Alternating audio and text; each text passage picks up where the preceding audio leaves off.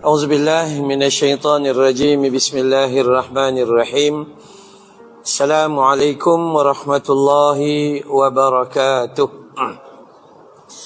إن الحمد لله نحمده ونستعينه ونستغفره ونعوذ بالله من شرور أنفسنا ومن سيئات أعمالنا من يهده الله فلا مضل له ومن يضلل فلا هادي له أشهد أن لا إله إلا الله وحده لا شريك له وأشهد أن محمدا عبده ورسوله اللهم صل على محمد وعلى آل محمد أما بعد. Alhamdulillah, syukur pada Allah Subhanahu wa taala atas ruang dan peluang yang masih Allah bagi pada kita. Dan alhamdulillah kita bertemu dengan izin Allah Subhanahu wa taala. Jutaan terima kasih kepada seluruh AJK Surau Perwaja yang sudi menerima persinggahan saya ni. Memang minggu keempat pada setiap bulan saya akan berada di utara semenjak belas tahun yang lepas. Okay. Setiap minggu keempat, hari biasanya hari Jumaat, Sabtu, Ahad dan Isnin, baru saya balik ke Selangor. Tapi mandangkan ada jemputan kat sini, so saya datang hari Khamis. Kebetulan hari Khamis di sana tu kosong. Alhamdulillah, dengan izin Allah, hari ini perjalanan daripada Selangor ke Kedah tak ada gangguan langsung.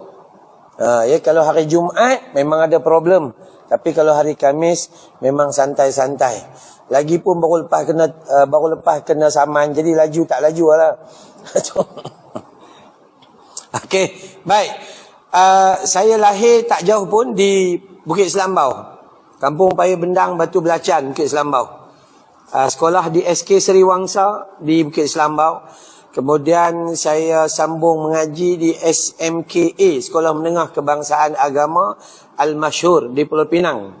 Kemudian Allah mengajilah sikit-sikit gitu ya. Jadi tuan-tuan malam ni, puan-puan juga, kalau rasa nak bantah masa saya ceramah, angkat tangan, bantah terus.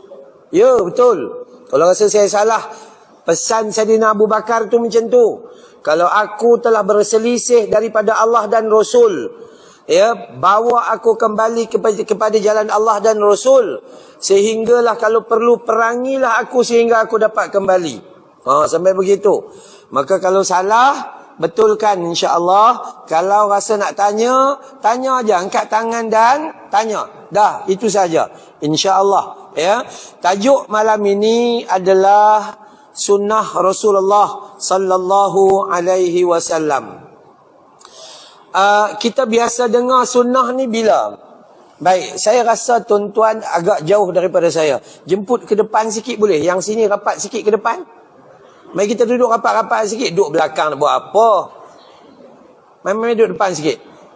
Esok lusa kita belum tentu dapat duduk dalam taman syurga lagi. Takut malam ni balik-balik mati rupanya. Jom kita rebut sikit peluang. Moga-moga Allah bagi kebaikan insya-Allah. Jangan langgak kamera je. Ni semua tempat-tempat penting ni. Okey, insya-Allah tuan-tuan. Allah dah pilih kita buatlah yang terbaik untuk hidup kita insya-Allah. Okey, baik. Pertama sekali, setiap kali kita dengar tentang sunnah, kadang-kadang kita pun tak faham. Kita duk ingat sunnah tu sunat. Kita punya duk ingatlah, sunnah tu sunat. Pergi masjid sunat. Tu sunat, ngaji Quran sunat, itu sunat. Bukan yang tu sahaja. Bukan yang tu sahaja. Haruslah difahami sebenar-benarnya. Dan kita selalu dengar juga sunnah Nabi ni bila? Pada bulan Rabiul Awal. Sekarang ni Rabiul Akhir dah ni. Rabiul Awal. Kita selalu dengar sunnah bila? Apabila datangnya Maulid Ar-Rasul. Lepas tu dah habis dah Maulid Ar-Rasul, lupa pula. Maka sebab itu elok juga tajuk yang dibagi pada malam ini tentang sunnah Rasulullah sallallahu alaihi wasallam. Sekali lagi, tuan-tuan, malam ni kita nak mengaji betul. Nak mengaji betul. Jadi kalau rasa tak berapa faham, angkat tangan terus tanya. Jangan simpan. Ya, insya-Allah. Sebab apa? Ada orang bertanya nombor 1 dia memang tak faham. Bagus, lepas ustaz jawab dia tak faham. Oh, dia faham dah. Walau rupanya masa dia tanya bukan dia tak faham, satu masjid tak faham. Jadi dia dapat pahala banyak. Yang kedua, dia dah faham. Cuma dia cakap orang tak nak dengar sebab dia bukan ustaz. Jadi dia tanya ustaz tu, bila ustaz jawab barulah orang ramai dengar. Oh betul ke? Gitu. Dan yang ketiga, dia nak cek ustaz tu boleh jawab ke tidak, dia nak test. Nombor 3 tak payah tanya. Tu buang masa ya. Okey, baik. Yang pertama sekali, asas dari sudut lughah. Lughah tu apa? Bahasa. Dari sudut bahasa, sunnah tu apa? Jalan kehidupan. Dikaitkan macam tu, jalanlah jalan. Manhaj, jalan. Arah tuju, pedoman. Highway ke, jalan lama ke, itu arah kita nak pi. Itu sunnah. Dari sudut lughah. Tapi kita nak belajar secara orang awam sahaja. Bukanlah mendalam sangat. Sebab time kita pun bukannya panjang sangat. Lebih kurang sampai pukul 12 saja. Siapa nak tunggu-tunggulah, saya nak balik. Okey, baik. Seterusnya. Lain tak elok sini. Okey, baik. Seterusnya. Satu dari sudut bahasa. Sunnah tu apa? Jalanlah, manhaj, arah tuju kita. Tapi kalau sudut pula, istilah dia yang sebenar sunnah tu apa? Sunnah itu kata ulama adalah setiap apa yang disandarkan kepada Nabi. Tu nombor 1 nah. Setiap apa? Pasal apa hang solat? Sebab Nabi solat, itu sandarnya. Kenapa hang rukuk macam ni? Sebab Nabi rukuk macam tu, itu sandarnya. Kenapa hang buat macam ni? Sebab Nabi kata macam tu. Dia sandarkan kepada Nabi. Maka itu sunnah. Ya, itu sunnah. Ya, sama ada daripada perbuatan Nabi. Nabi buat macam ni, aku buat macam ni. Dan Nabi sujud macam ni, aku sujud macam ni. Itu perbuatan. Ataupun perkataan Nabi. Dah Nabi cakap begitu, Nabi suruh begitu, Nabi zikir begitu. Contoh lepas solat, istighfar 3 kali. Kenapa hang istighfar 3 kali bukan 4? Sebab memang Nabi ajak 3 kali dengan mulut Nabi sendiri. Tu. Ya, sama ada perbuatan atau perkataan ataupun persetujuan. Maksudnya ada sahabat buat, kemudian Nabi tak larang, Nabi setuju. Nabi tak larang. Maka itu, pertama sekali, setiap yang disandarkan kepada Nabi itu sunnah. Sama ada sandarannya perkataan Nabi, sama ada sandarannya perbuatan Nabi, atau sama ada sandarannya persetujuan daripada Nabi. Ya, dia kalau kita lihat itu bab yang kedua. Bab yang ketiga, seluruh hidup Nabi itu adalah sunnah. Sunnah. Saya ulang. Yang pertama, apa-apa yang bila disandarkan kepada Nabi, maka itu sunnah. Sama ada sunnah perkataan, sunnah perbuatan atau sunnah persetujuan. Yakni yang berlaku dalam seluruh kehidupan Nabi SAW, sama ada sebelum atau juga selepas dia diputerakan menjadi Rasul pada umur 40 tahun. Sebelum maupun selepas. Walaupun bab ni ada khilaf sikit. So kalau kita nak faham apa itu sunnah, sunnah yang pertama apa-apa yang disandarkan kepada Nabi. Maksudnya hadis lah tu. Dah hadis kata begini. Contohnya, sama ada percakapan Nabi, perbuatan Nabi atau persetujuan Nabi. Yakni yang berlaku dalam seluruh hidup Nabi. Seluruh hidup maksudnya apa? Maksudnya sama ada Nabi ketika dia tidak diangkat menjadi Rasul, umur 40 dan ke bawah tu 39 dan ke bawah, ataupun dia selepas diangkat menjadi Rasul, maka itu juga dipanggil sebagai sunnah. Lagi nak bagi faham macam mana sunnah itu, apa yang Nabi cakap, apa yang Nabi buat dan apa yang Nabi setuju. Dah, habis, selesai. Kan? Yang tu dulu. Baik, sampai dekat sini. Siapa nak tanya? Sunnah. Itu sunnah bukan sunat. Langkah masuk dalam masjid kaki kanan, sunat. Itu sunnah. Kan? Dia sunat bukan.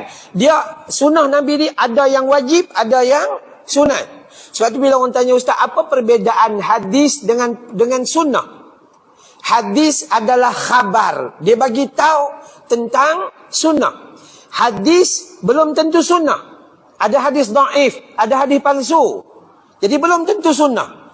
Tapi sunnah dah tentu sahih. Kan hadis belum tentu sahih. So hadis belum tentu sunnah, tapi sunnah dan tentu hadis. Selesai perkara. Faham gitu. Hadis ni contoh Nabi tadi saya sebab tu saya punya perangai bila sampai tempat baru saya akan bawa sunnah Nabi yang jarang dibaca.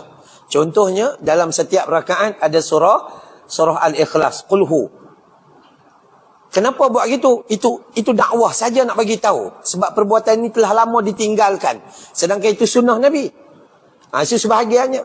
Okay. Kenapa tahiyat waktu rakaat terakhir tadi kita baca doa qunut? Sebab itu memang senjata yang diajar oleh Nabi untuk menentang tentera kafir yang terang-terang mengancam orang Islam, dan itu senjata kita.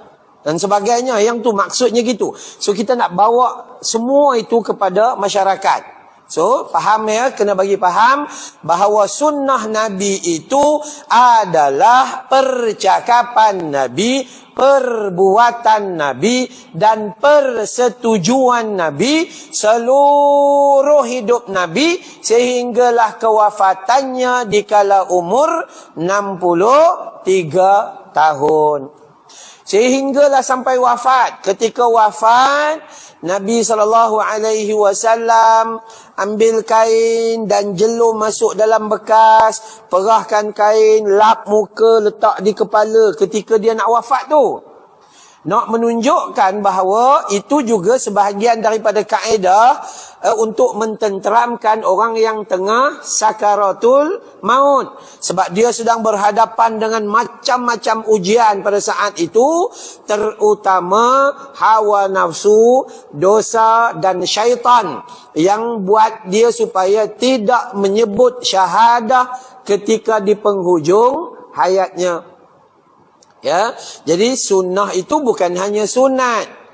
Macam mana Nabi solat fardu, macam tu kita buat. Yang tu yang fardu tu.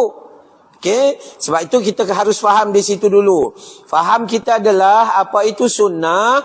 Sunnah adalah perbuatan Nabi, percakapan Nabi dan persetujuan Nabi.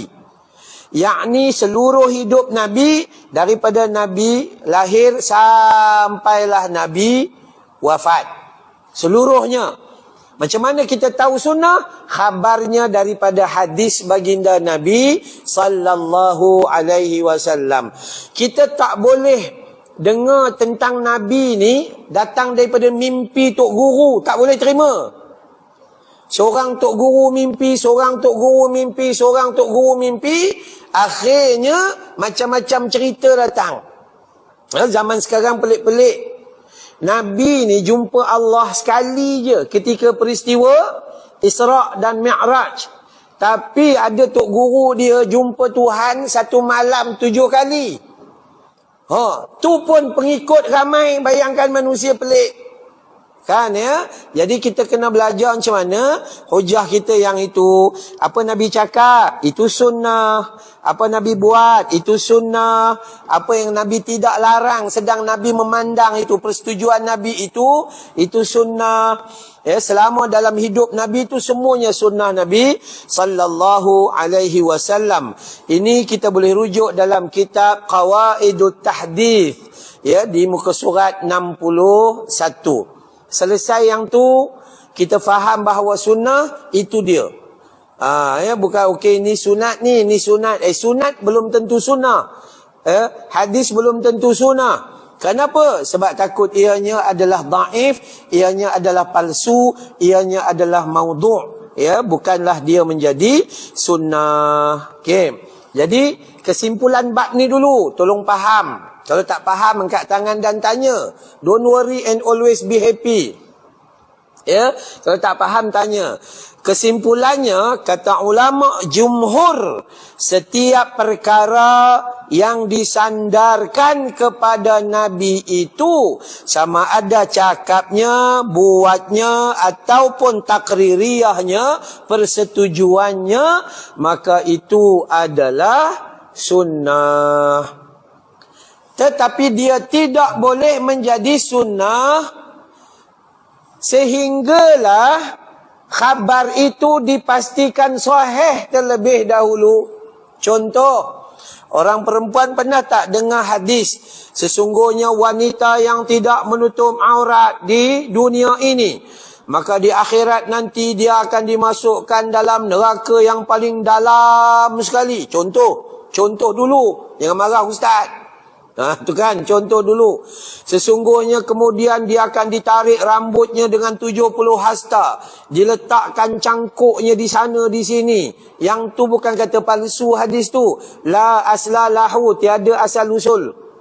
Kita bab menghukum orang, cari yang paling teruk sekali. Diri sendiri tak perasan. Sebab tu, tolong kita ni lah, kita yang ngaji ni, tolong jangan ada perangai cepat menerakakan orang. Neraka macam awak seorang ahli syurga. Tak boleh. Sabar dulu, jangan taksub sangat. Jangan mudah membatalkan orang. Itu satu perkara juga. Kan baru-baru ni orang perempuan kan tengah viral. Orang yang pakai telekung. Kan baru ni viral kan, telekung tu. Akhirnya makcik tu kata, ustaz, saya pakai telekung ni daripada umur saya 5 tahun dah belajar pakai telekung. Saya dah solat umur 10 tahun contohnya. Sekarang dah 78 tahun. Kalau tak sah macam mana cerita? Kalau nak qadha macam tak ada harapan dah 78. Esok lusa dah nak mati. Tu kan. Tak, adalah perbincangan dia. Ya, jadi hati-hatilah. Kalau telekung orang perempuan di Malaysia ni tak ada masalah. Sebab telekung dia labuh. Jadi masa angkat tangan tu, tak adalah terdedah lengan tangan tu. Tak ada terdedah. Ya, insya-Allah. Jadi kita kena faham dari sudut itu, ini. Jangan ada ketaksuban di dalam bab-bab tertentu. Dan dalam agama dia tak boleh taksub dalam geng dia saja. Tak. Dalam agama dia tak boleh pakai itu. Dalam agama dia pakai macam mana? Kenal Allah, kenal Rasul, kenal Islam. Berpandukan Al-Quran dan As-Sunnah. Itu. Dia tak boleh pakai tak. Tok Guru kata macam ni. Tak. Bukan. Apa pun manusia cakap, kalau bersalahan dengan sunnahnya Nabi, maka tak boleh terima. Kita katalah dekat depan ni, ada orang datang ceramah. Pakainya seluar biasa je macam ni Seluar biasa je dia pakai. Ini kira okey lah tu baju kurta. Nampaklah beriman juga kan. Katalah dia pakai baju pewajar je Zub gitu, t-shirt aja. T-shirt pun percuma pula tu. Dia datang duduk sini dan dia mengajar kita tentang Al-Quran dan As-Sunnah yang sahih. Wajib tak kita percaya pada dia? Wajib. Atau satu lagi, tak tahu daripada mana kita ambil, datang jubah aja 3 lai.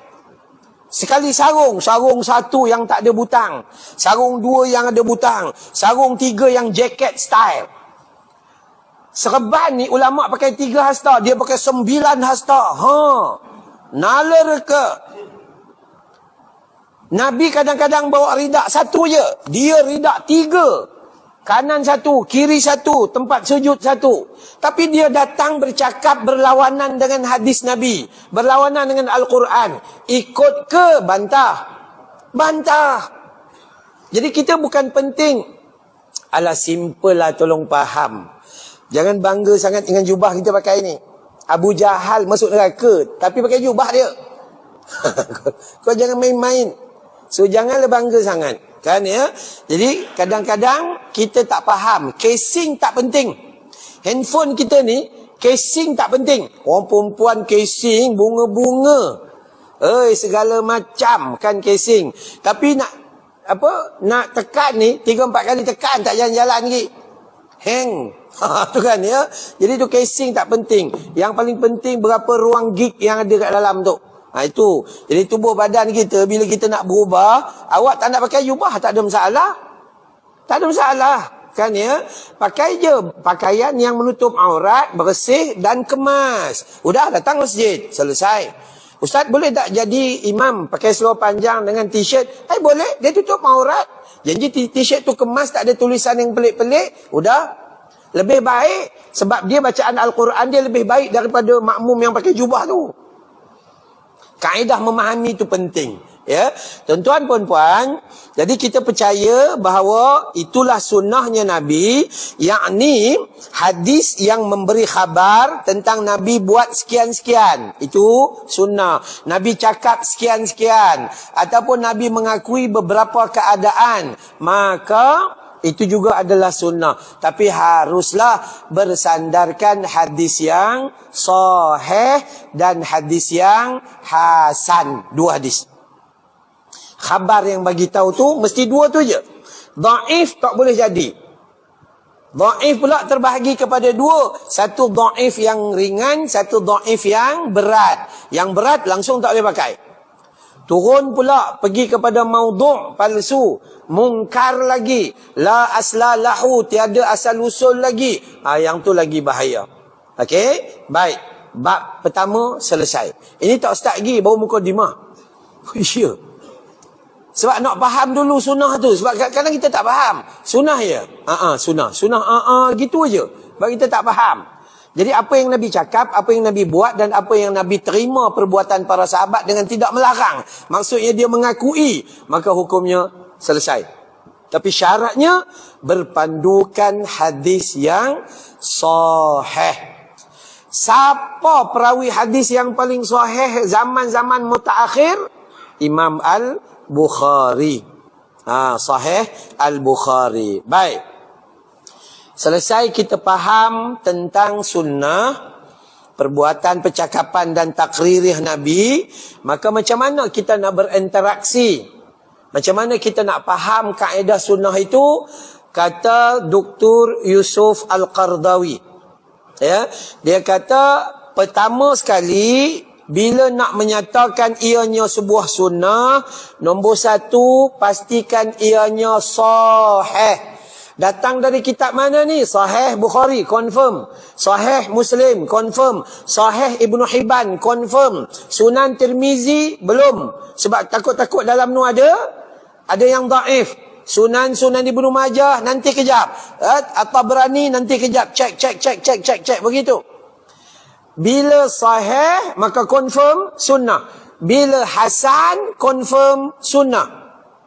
Ya, itu kita kena faham dulu. Contoh kata Nabi, barang siapa yang keluar dari rumahnya dengan membaca bismillahi tawakkaltu ala Allah la haula wala quwwata illa billah, maka dia akan dapat 3 kebaikan. Pertama, Allah akan jaga akidahnya, dia tak sesat.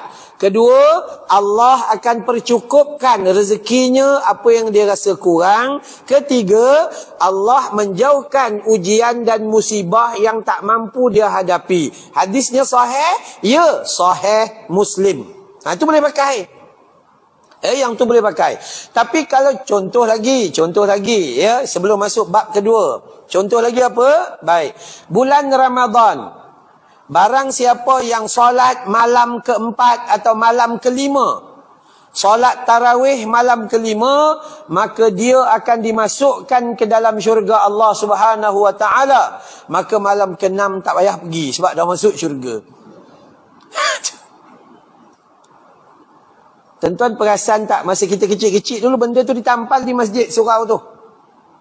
Lagi buruk, barang siapa yang solat tarawih malam ke-27, maka dia mendapat pahala lebih besar daripada pahala 25 para nabi dan rasul. Ya Allah.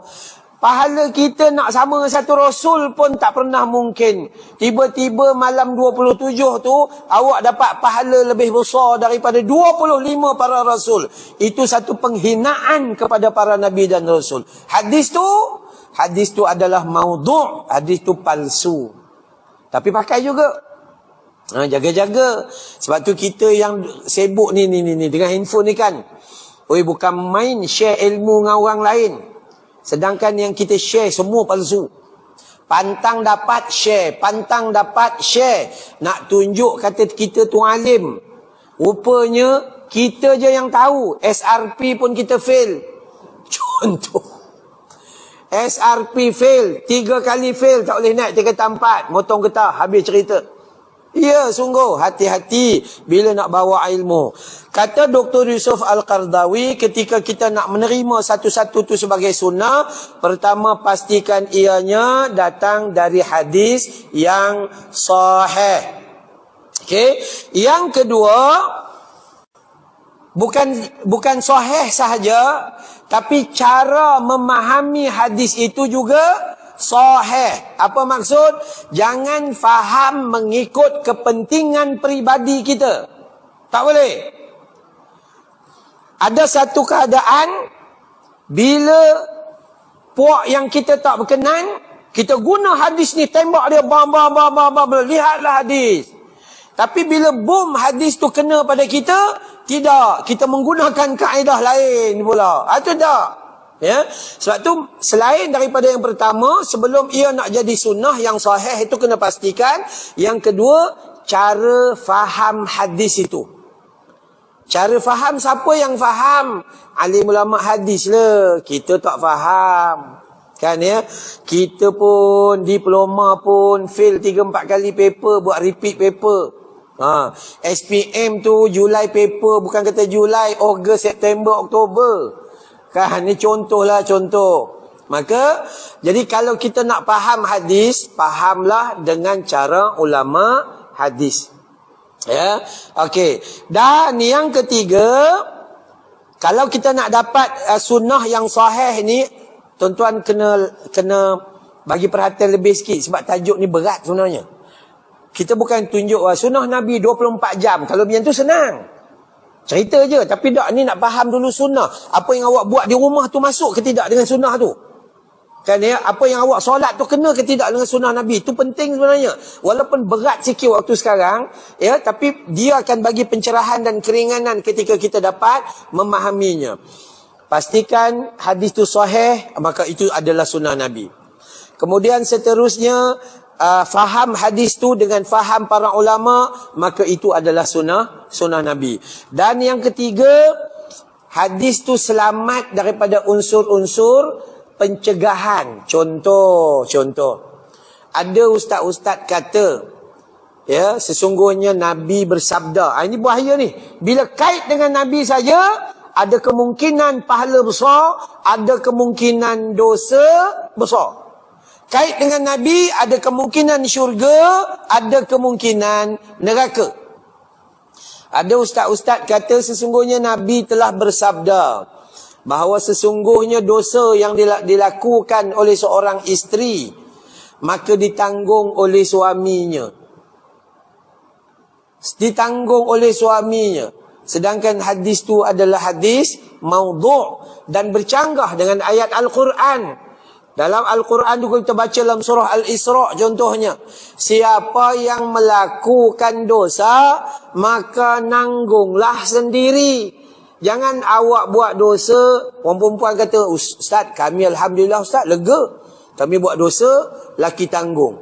Banyak akak punya cantik. Iya sungguh. Buat dosa je, laki tanggung. Tak. Allah ni maha adil. Ni lagi satu, kalau ada cikgu-cikgu di sini, ustazah-ustazah dan ustaz-ustaz, tolong betulkan sikit. Kaunselor-kaunselor yang ada dekat sekolah. Apa pasal? Anak-anak jadi perangai tak elok. Kononnya datang daripada mak bapak yang cari harta haram. Anak-anak yang bodoh tak lulus berperiksaan. kononnya datang daripada mak bapak yang bawa balik benda haram. Dah, Allah tak zalim macam tu. Mak bapak punya dosa, kenapa anak dibodohkan? Cuba fikir betul-betul. Yang buat dosa bapak, jadi bapak tu lah yang bodoh. Iya. Yang buat dosa tu mak, kenapa anak pula dizalimkan? Itu bercanggah dengan Quran. Tapi semua banyak ke kaunselor-kaunselor yang ada dekat sekolah-sekolah ni, saya selalu tegur. Tak. Last sekali dia buat air ni Dia buat air, kan, air penerang hati contohnya. Kalau kau baca buku pun tak nak, pergi sekolah pun tak nak, minumlah berapa tong pun, kembung perut, fail juga. Iya.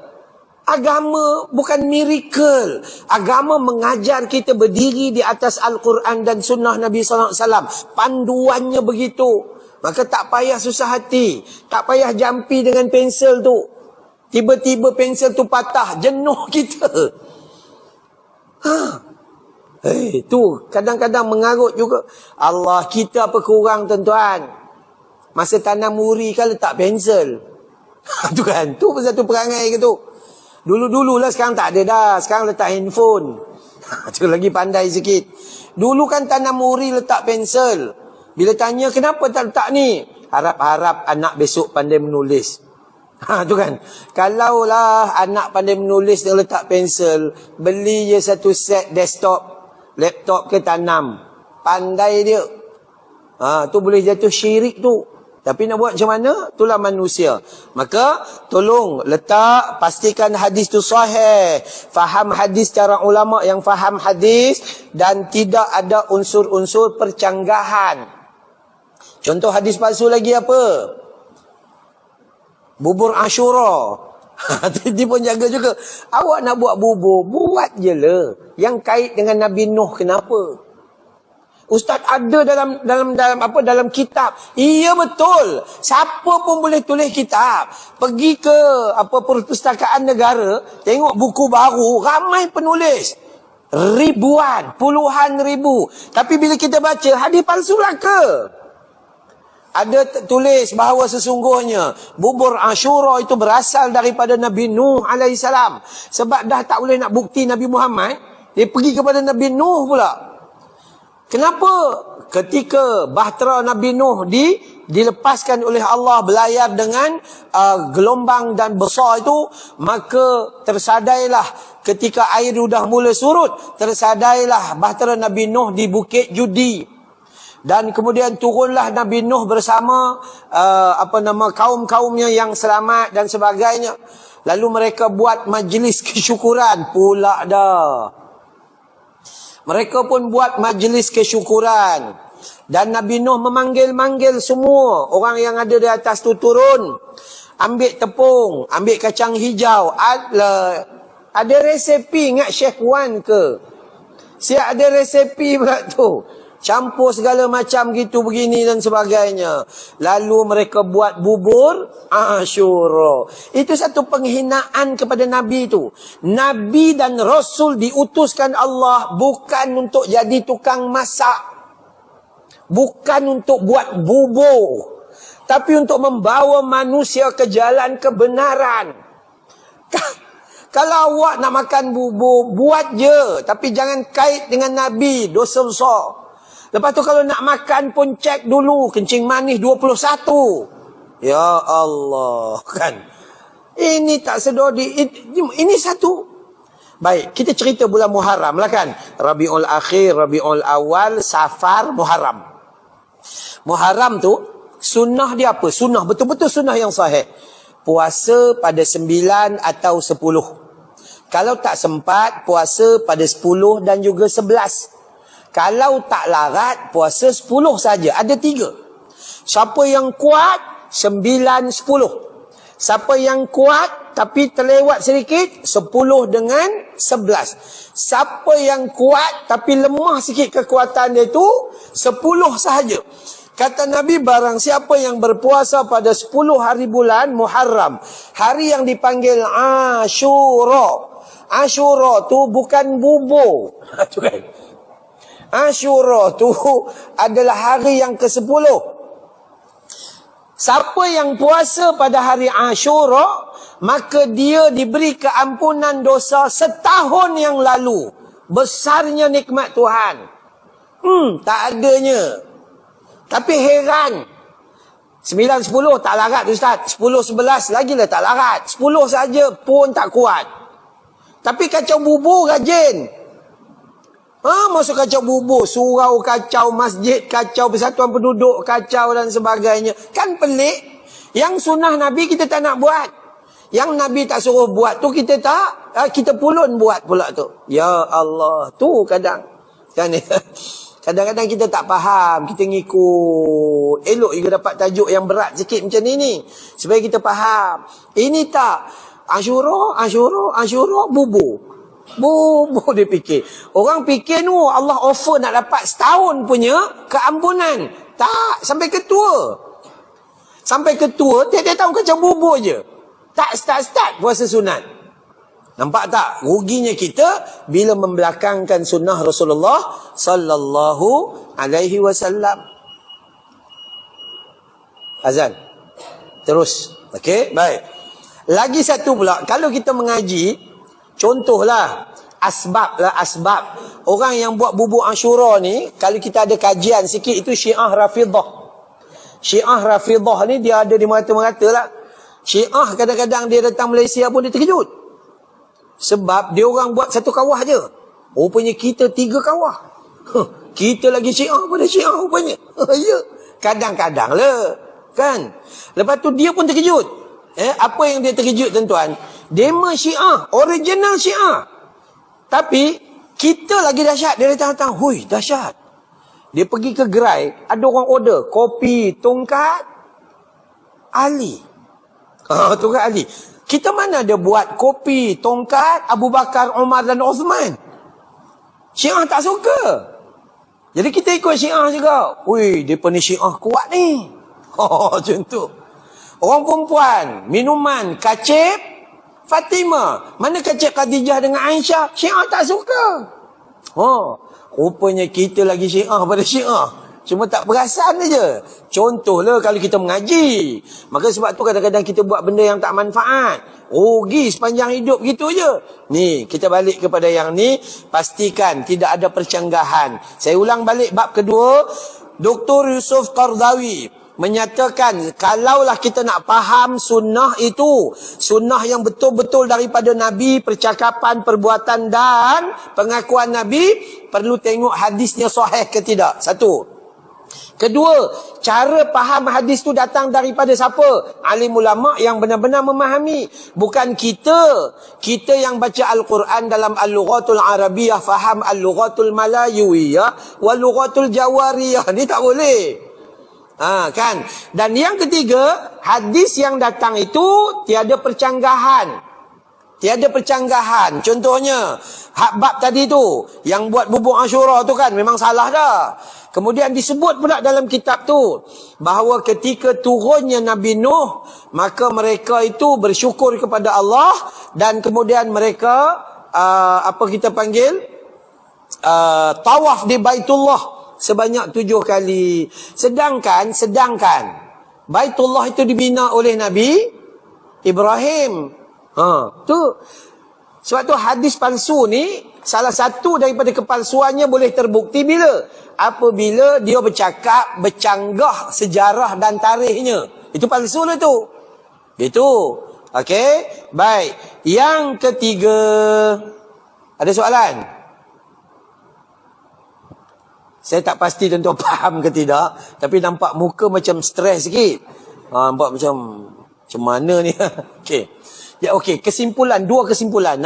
Yang pertama, sunnah itu apa dia sunnah? Apa yang Nabi cakap. Apa yang Nabi buat. Dan apa yang Nabi persetujui. Maksudnya sahabat buat. Nabi tak buat. Tapi dipersetujui. Contoh lagi. Bila? Baik. Sami'allahu liman hamidah. Rabbana walakal hamdu. Kemudian tiba-tiba Nabi dengar orang belakang sebut hamdan kathiran tayyiban mubarakan fi. Contoh, Nabi tak ajar tu, Nabi tak ajar. Maka selepas solat, Nabi pusing. Boleh aku tahu siapa yang sebut tadi hamdan kasiran tayyiban mubarakan fi? Kawan ni dalam keadaan takut tu mengaku juga lah. Sebab suara dia tu kan. Satu-satu saya ya Rasulullah, risau takut kena marah. Dia pun tanya ya Rasulullah, kenapa? Kerana ketika kamu membaca tu, Allah buka pintu langit, turun rahmat kepada kamu.